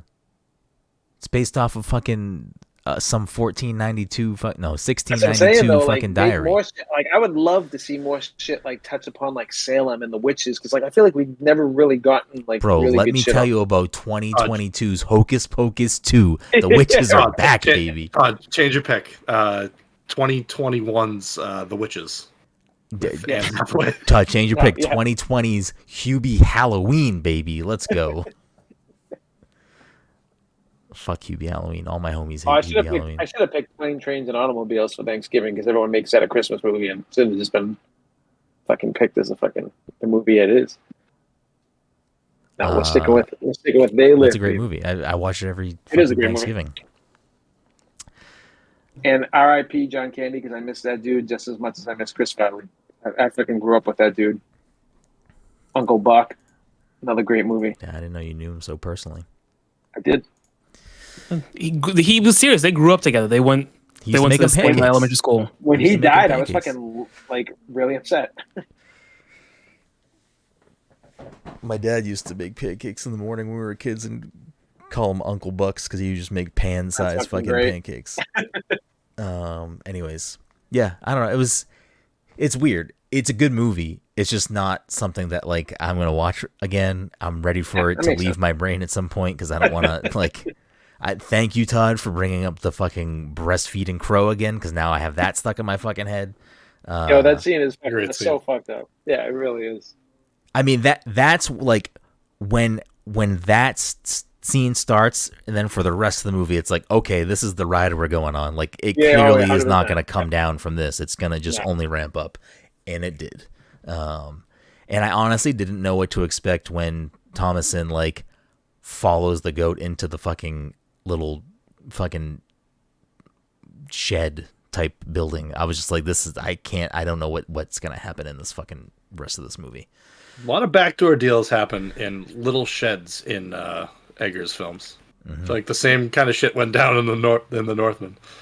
Interesting. Right. You can't. I'm never going to a little shed now. I'll never find myself in a little shed. Not if Robert Eggers has anything to do with it. Bullshit. We went to the Pioneer Village and like you were like, oh, let me go find out what this is. Mike, and let me fucking tell you, Mike. I still haven't stopped thinking about that. I should not have done it. I'm fucked up. Dom, is Anna Taylor-Joy's character just an extension of her Northman? Like, is that what she does after, because she's all... Maybe. So, Mike and I and Jen, we went to last weekend the Salem Night Fair, which we've never gone to before. I'm just assuming Mike has never gone to it. Like a hayride thing? I'm not. No. It was the Salem Was it like Night a Renaissance fair? Like No. Knights? No, Night Fair, not with a K. It was in the Pioneer Village, which if you're not from here, have never been to Salem, it's like I believe it is the first like. Is that behind the baseball field? Yes, it's the first. Oh, dude, that place is awesome. Yeah, it's the first living museum. Like it's the first of like there are things like this that exist elsewhere now, but and there have been for a long time. But it's the first like. Those aren't original buildings, but everything in there is recreated to look like what a Salem village would have looked like in the 1600s. And Like the basketball hoop. yeah, so that's a whole different thing. Did you tell Dom about that? No. So we went to Is this. it the same place? So yeah, we went to this fair. Wait, did you go down the slides with the cardboard? Because that's right next to it too, I think. Yeah, right? we didn't do that. I know what you're talking about. Fuck It was that raining out. There was no fuck that cardboard concrete sliding slide. that day. But we've been in there in the daytime. We've been in there for the normal stuff that's there. We've been there for other like special events. I feel like they never let you fully walk around behind it. But for this, it was like because there was like performing art, people doing performance art there. There were vendors selling art. There was alcohol and food. It was like fully opened up in the back. And it still doesn't make any sense. But there was a singular in the ground basketball hoop behind all this stuff, and that's where the Puritans go to shoot some hoop. Apparently, I'm so confused. Like it was like, is this like the one thing the people that work this were like, nah, we gotta have we got a ball on our break. We gotta have this. Yeah, I mean, I wouldn't doubt it. It's so random. But we went to this thing, and like a lot of cool like stuff going on, and one of the things was in one of the buildings. You could go in. And you could tip this person that was, doing their thing inside here. Was it a fortune teller with a third nipple? There was a fortune teller, but I did not pay them the dollar. And I did not investigate their nipple situation. Yeah, That's a Mallrats reference. Jen did get the fortune from that person. Did they have a third nipple? They were clothed, so I don't think any of us know. But I went into this thing because this person would tell you a secret, and I still am not recovered from this. I tipped the person, put the money in the basket, and like, what was the mask they were wearing, Mike? Do you remember? I don't remember. I might have a picture somewhere. I'd have to look, but and like they were like in like a cloak and a hood, and they had some sort of mask on, and like they just look at me, and they just like. Not like a come here and fully fold the hand. It was like a finger wiggle, come here. And I leaned in. And they give you a smooch. No, they whispered to me a secret, and I'm fucking not okay still. Like, I'm not okay. Did he say, like, are you really that guy who ran for office in Salem? I'm still fucked up from it. Wait, what did he say? You gotta tell me. It's a secret. If you don't tell us so, then it's a secret. It's gonna come true if it's. Good luck with that secret, then. All right, so hear me out. Hear me out. Like this is some fucking Black Peter shit. Even better. He definitely, or they definitely didn't say anything, but I still heard something. If that makes sense. I like to imagine the person definitely told him something, but Brenden just legit couldn't hear it and has been too embarrassed to admit that fact. What? No, I'm still fucked up by He it. leaned in and was like, "Your fly's down." And Brett was like, "Oh shit, I can't tell anybody what you said." I leaned in and he goes, "You want a ball? Meet me on the court." Yeah. I'm gonna make pancakes after. Yeah. So I don't know. It was a good time. But The Witch, it was I would love to go to that It's a good area movie. during Halloween time to go the place you were just talking about. they though. That'd they be so do different events there. The Salem the night fair is very cool. It sucks that it fucking poured out when we went because I'll have to check it out next year. we were very wet. I don't know if the kids would like it. I Yeah, don't know fuck them I don't know kids. how they do with like creepy things because like it was definitely like you need to be prepared for like people dressed in like very elaborate. So I don't not want to drag anything out right now, and this is going to be a very bad parenting move on Dad today. But I was playing Alan Wake, and the kids came into the room where I'm doing an autopsy on a dude that has a gash down his fucking stomach. Yo, And spoilers. it's literally within the first like 15 minutes. Actually, the first 10 minutes. But fucking Liam was like, "I'm hiding." I'm like, "Oh yeah, don't watch this. Get out of here." And he was hiding, and Logan's like, "Ugh." And then something happens, and Logan's like, "That's scary." And I'm like, "Okay, guys, get out of this fucking room right now, please." no, say what you Like, really said. He's like, "Get the fuck out of here." Yeah, no, I always let them like they always get to watch like most of the stuff, but this game is not any I've game I heard would want them watching. I've heard that this one like ramps up everything from. Oh, dude, the first movie. it's already way more. The I first played game, 2 rather. hours and it's already more drastic than the first one. Like Yeah. the first one's like cartoony compared to this. Like this Yeah. is kind of like True Detective meets like a fucked up movie, basically. I don't know if I can play it. I don't know. I honestly think you should because I think Remedy's fucking really talented. Did you buy it, Dom? I think No, I will though. I want to beat Spider-Man first. Okay. I'm on that. I'm in the same boat right now, though. I'm like trying to beat Spider-Man, but I'm also really enjoying Spider-Man at this point. I take back everything that I said. Well, I need to finish Mario. I probably won't 100% it I mean, first, Brenden, you but have Spider-Man too. yeah, I said I'd play the other two. Never. But Yeah. there might be a code or two hitting the inbox soon, so that's going to change what I play if that happens. But anyways. Yeah, it was a good movie. I'm on like the Champions Road of Wonder now. Yeah, I'm on the sixth world. And I read a little forum post that people think that this one's worse than Champions Road, so I did see a few I've different seen tweets something, that didn't spoil anything, but just said, "Holy shit, this last level is like." yeah. He died like 64 times or Yeah. something. You know? I mean, there was one specific secret world level that I did die quite a lot on, especially trying to get all the coins. I've barely touched Wonder, and I'm so excited to play it. But like Liam already beat it, fucking no problem. And I didn't help him. He's the real gamer. I refuse to help him. I'm like, dude, you can do this. I'm like, every time he'll freak out, and he's like, literally like, and like, I'm like, dude, relax. He's like, Dad, you have to do this. I'm like, dude, I'm like, Liam, I don't want spoilers, so don't let me know. And then I'm like, every time you say this, you beat it, and then he beats it, and I'm like, all right, just fucking stop, leave me alone. All right, we're gonna go off on too many tangents if we start talking about games now. So, The Witch, it was good. Watch Todd's pick, They Live.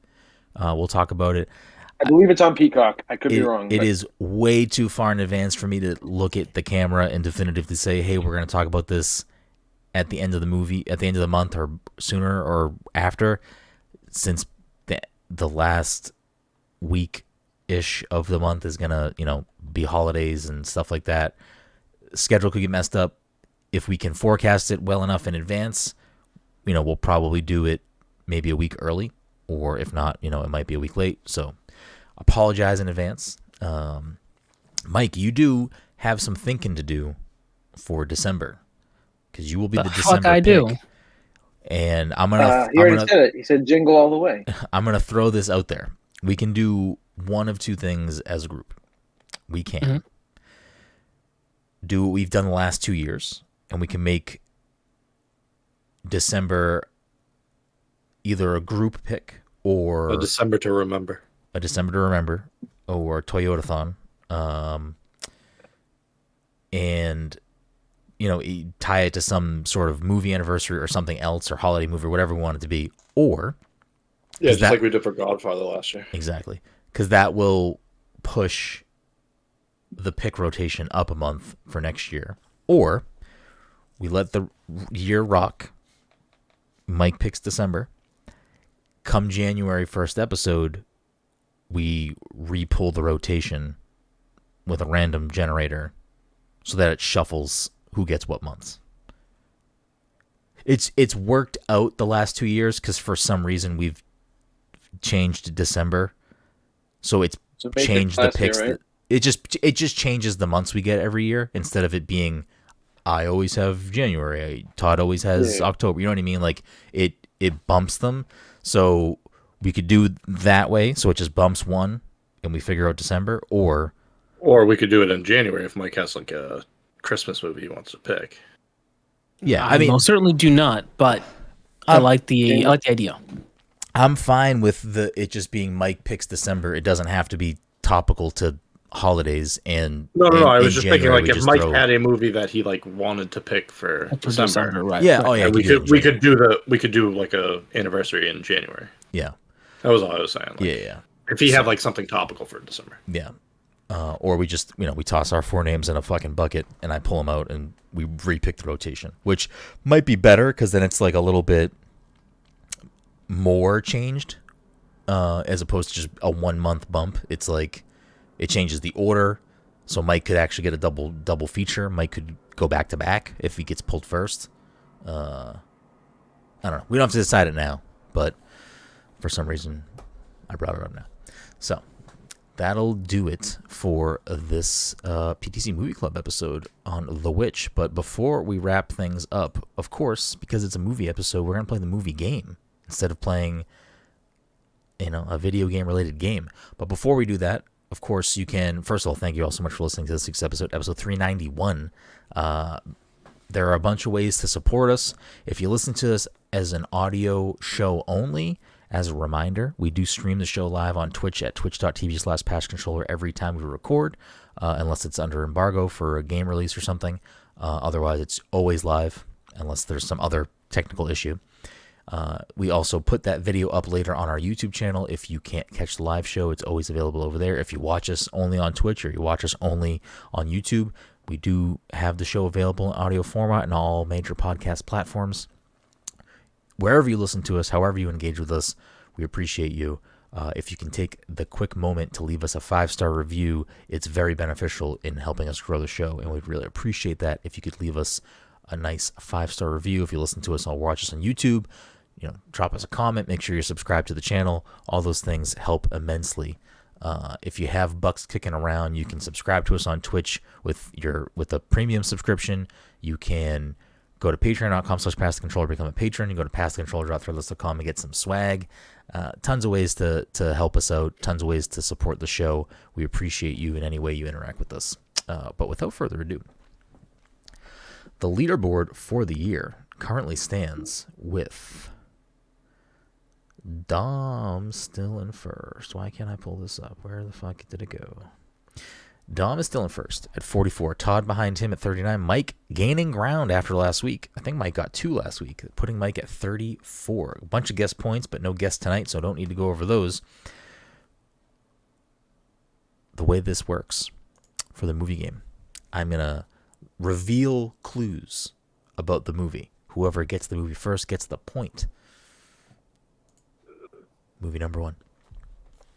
This rated R film clocks in at 1 hour and 47 minutes.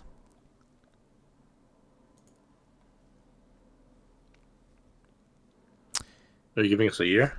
Not yet. It was nominated 49 times with 2 wins. No Oscars, but 2 Golden Globe nominations for Best Performance by an Actor in a Motion Picture and Best Performance by an Actress in a Motion Picture. Couple of Globies. Couple of Globes. Just nominated, not wins in the Golden Globes, right? Correct.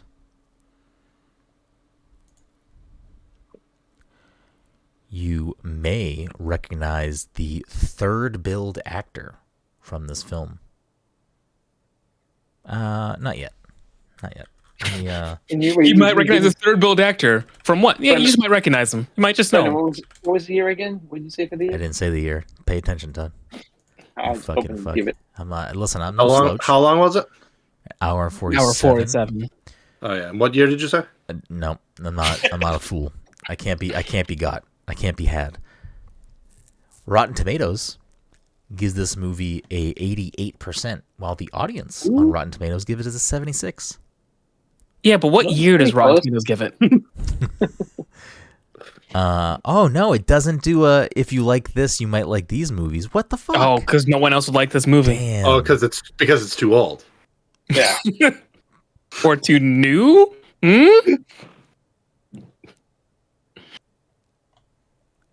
Damn, I can't. That's annoying. That's one of my favorite things to do because it's a clue that doesn't help and it's usually ridiculous. It's helped. Has it helped? Yeah. Well, it's told us what the movie isn't at the bare minimum. It helped, rules out four movies. It helped me one time because they were all musicals, and I was like, maybe, it's a fucking musical. This November released rated R film had It's not a 2023 release. an undisclosed budget apparently, but raked in just shy of 80 million worldwide. Yeah, that great. I feel like this is going to be a more recent movie than November rated R, hour 46. So that rules out all of the Saw films. So the only Saw film that ever got a good review is the most recent one too. So wait, he didn't say review. You may recognize this director from such things as Saw 2. mostly television shows, such as The Affair, certain episodes of Game of Thrones, episodes the of Black Phone. Episodes of Shameless. No, it's not the Black Phone. And episodes of Succession. Who's the actress that would have gotten nominated? Oh yeah, shit. I was just thinking. I'm assuming this is a more recent than. That's why he's not giving us. What was the last thing you said, Brendan? Sorry, the last Succession. TV show. Succession.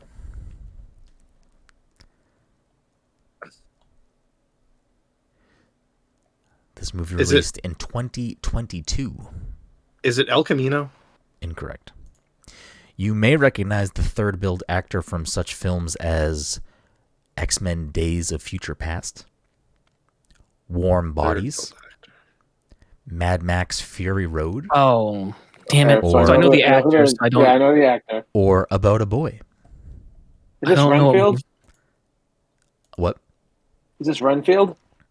Incorrect. I think that came out after. Third build actor. Yeah, he would have been like second build. No, first probably in that movie. You may Nicolas Cage- recognize Nicolas Cage is barely in it. You may recognize the top build actor from such things as The Grand Budapest Hotel. Is it The Menu? It is The Menu. Oh, there you go. Brendan, you need to watch that fucking movie too. Like it's. I don't watch movies, but you know who has to make me watch movies? The three of you. So Man, now I kind of wish I picked that. No, They Live's good, but I really enjoyed The Menu for like what it was. I don't think it's like or anything, but Anna Taylor-Joy was really good. So, He was third build in that movie. probably Ralph It probably- Fiennes was top build. Ralph Fiennes. Anya Taylor-Joy was Yeah. second build. Yeah. According to IMDb. This is going off of IMDb. All right, let me pull up this one. All right, movie number 2. This 2020 PG-13 film clocks in at 1 hour and 34 minutes.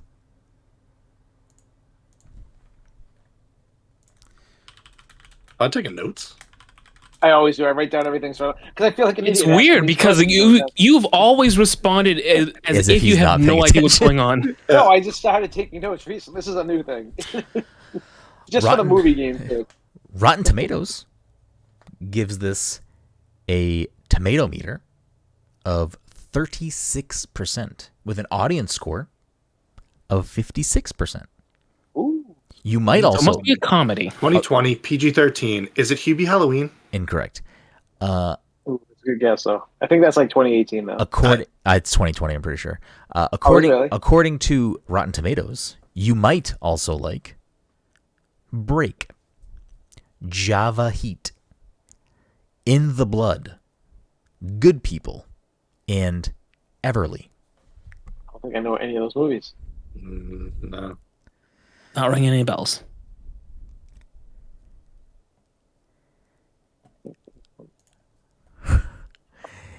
You may. We'll do box office.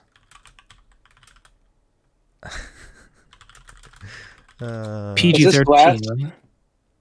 It is not Glass. We've done Glass before. We have? 2020. Yes. Yeah, we did.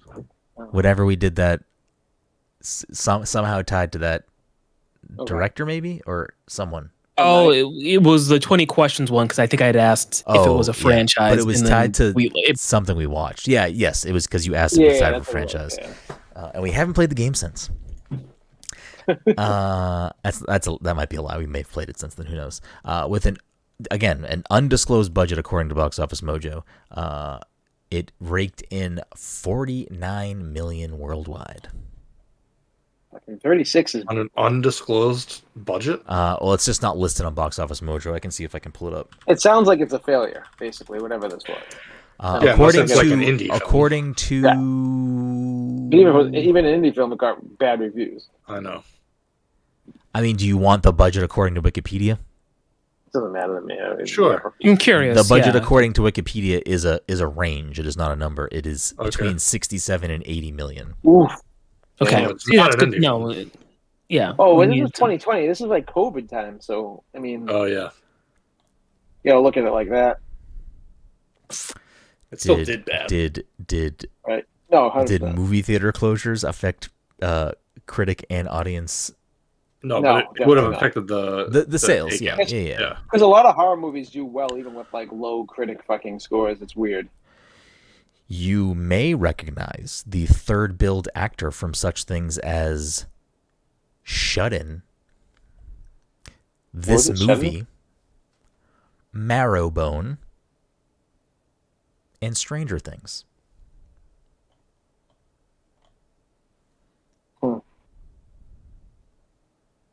This I was think I know third the build, actor. you said? Is it Third it Free billed Guy? actor. It's not Free Guy. is it Chapter 2? Incorrect. That's a good guess because chapter 2 was.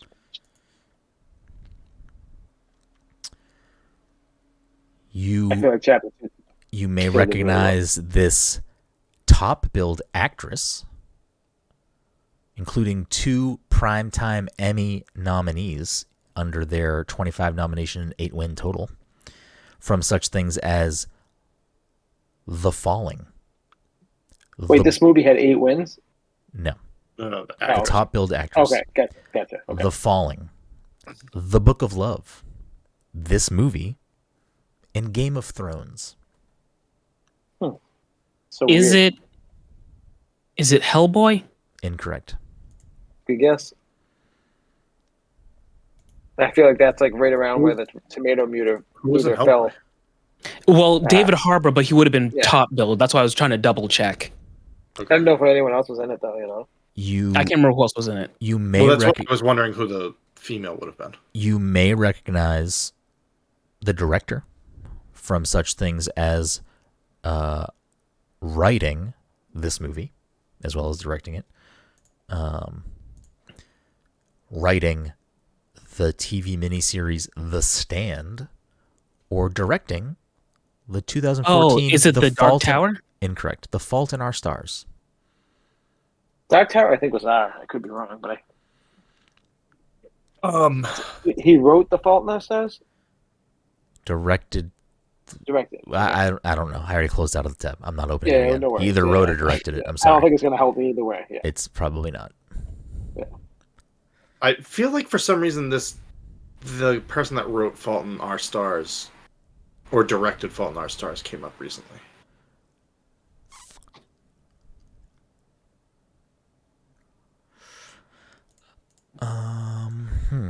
They also wrote The Stand.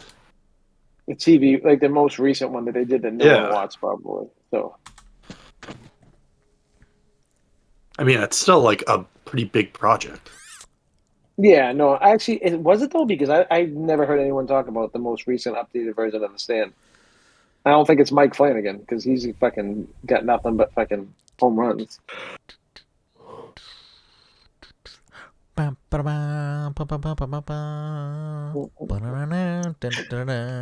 And in the place where you. Good song. That's another clue. What, the song? Oh, Yes, this is a 20th Century Fox film. Oh, it's New Mutants. Yeah, New Mutants. Mike gets the point. It is the New Mutants. Puts Mike at 35. The third and final film. is that movie any good? Did you guys anyone see it?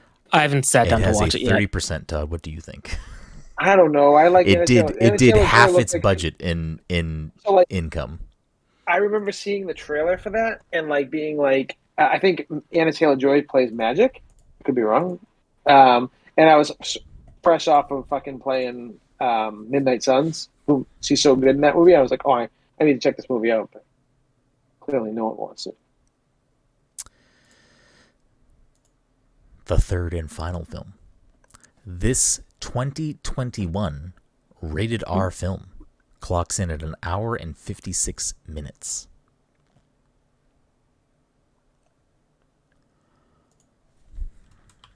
That's too long. That's my line, Mike.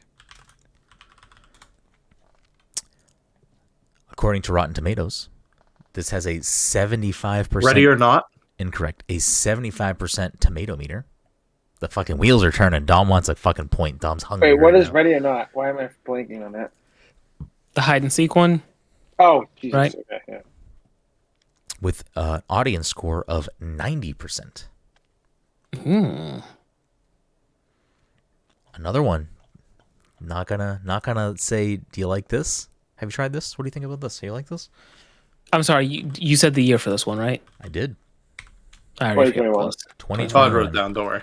Got those notes, guys. Don't worry. was. Yeah, from now on, I'm just gonna ask Todd. Yeah, I'm good. What's up with these movies not listing their budget?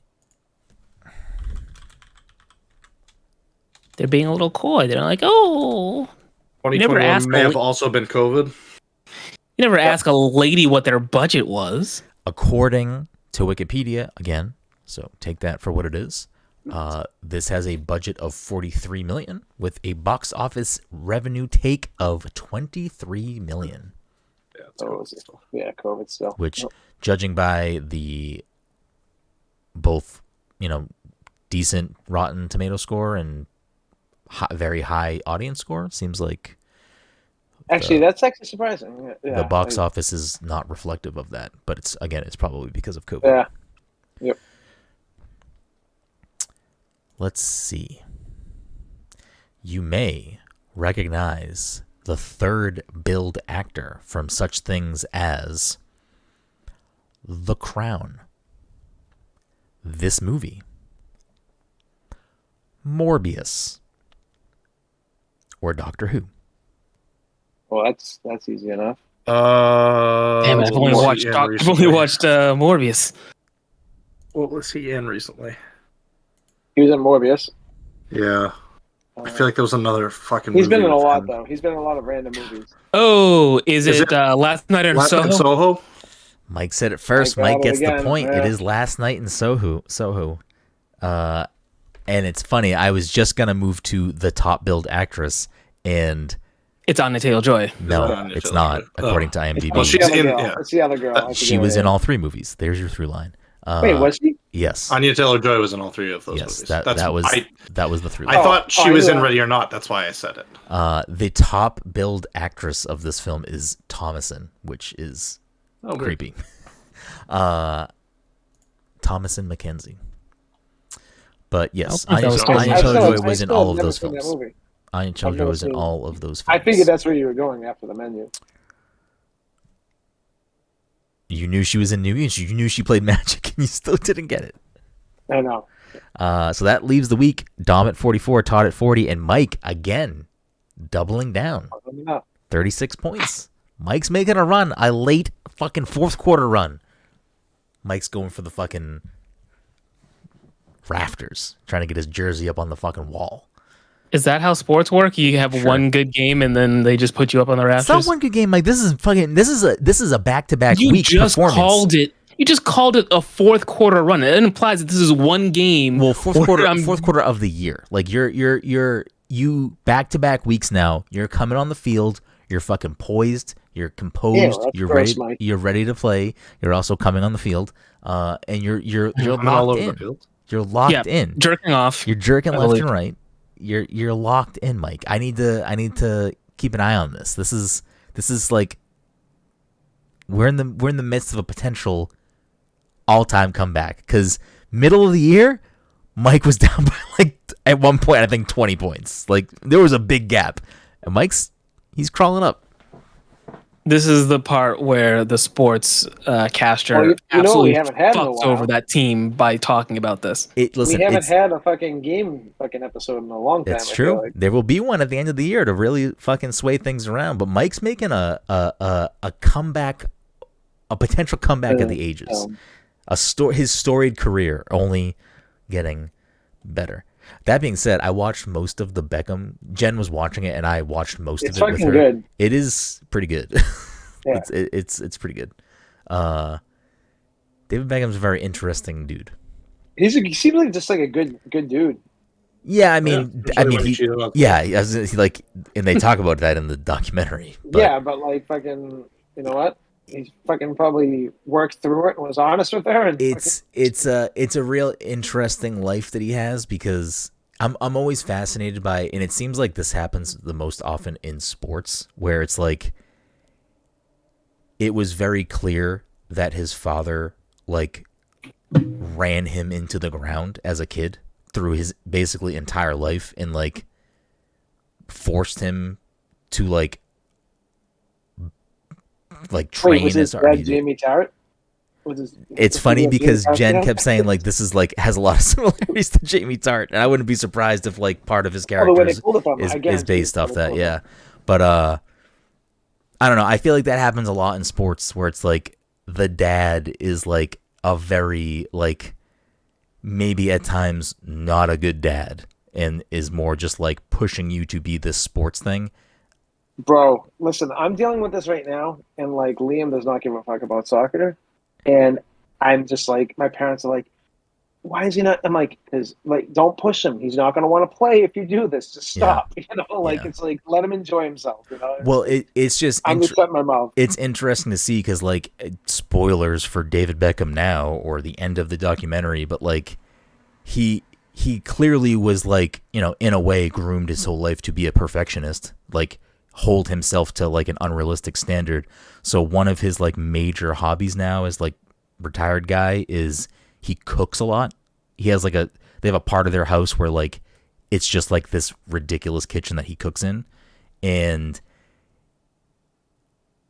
the documentary kind of ends with him like cleaning it, and it's very clear that like he's, you know, obsessive perfectionist of like everything has to be fully clean to like fucking scrub down to like the finest way, and like everything put away. It's like it's clearly like you're conditioned to be that way. I don't know. It was an interesting watch. Cool. Well, that'll do it for this week's episode 391. We appreciate you, and we'll see you next time.